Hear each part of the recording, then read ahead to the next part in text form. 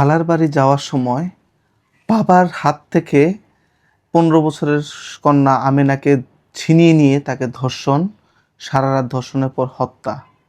সকালবেলা সরিষা ক্ষেতে তার লাশ পাওয়া যায়। এরকম একটা হৃদয় বিদারক ঘটনা ঘটেছে নরসিংদীর মাধবদীতে। ঘটনার সূত্রপাত আরও কয়েকদিন আগে, প্রায় 15-20 দিন আগে বরিশাল থেকে নরসিংদী অঞ্চলে গার্মেন্টস ফ্যাক্টরিতে কাজ করা পরিবার আমেনা এবং তার বাবা মা ভাইয়ের সাথে সে থাকতো। তার দিকে নজর পড়ে হচ্ছে এলাকার যেই নরপশু নুরা এবং তার সঙ্গী সাথী সহ 5-6 জন মিলে প্রথমে আমেনাকে ধর্ষণ করে।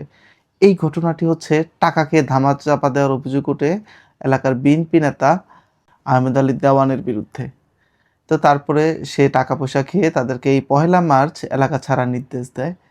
কিন্তু সেই নির্দেশ মোতাবেকই তারা গত বুধবার হচ্ছে তার বাবার সাথে খালার বাড়িতে মেয়েকে রেখে আসছিল, কিন্তু সেই নরপশু নুরাদের চোখের সামনে পড়ে যায় এবং বাবার সামনে থেকে মেয়েকে নিয়ে হত্যার মতো এই জঘন্য ঘটনাটি ঘটে। সারা দেশ ইতিমধ্যে তোলপাড়। আসার বিষয় হচ্ছে মূল আসামি সহ 5 জনকে গ্রেফতার করা হয়েছে এবং যারা টাকা খেয়ে এটাকে ধামাচাপা দিতে চেষ্টা করেছে তাকেও গ্রেফতার করা হয়েছে।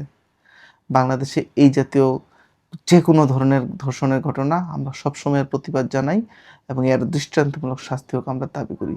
প্রধান আসামি নুরা সহ প্রত্যেকে যে যেভাবে সংযুক্ত এর সাথে প্রত্যেকে শাস্তি দাবি করি।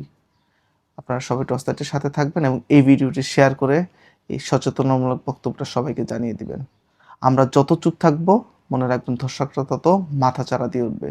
সমাজ যত প্রতিবাদী হবে, এই ধর্ষকরা দিন দিন গর্তে চলে যাবে।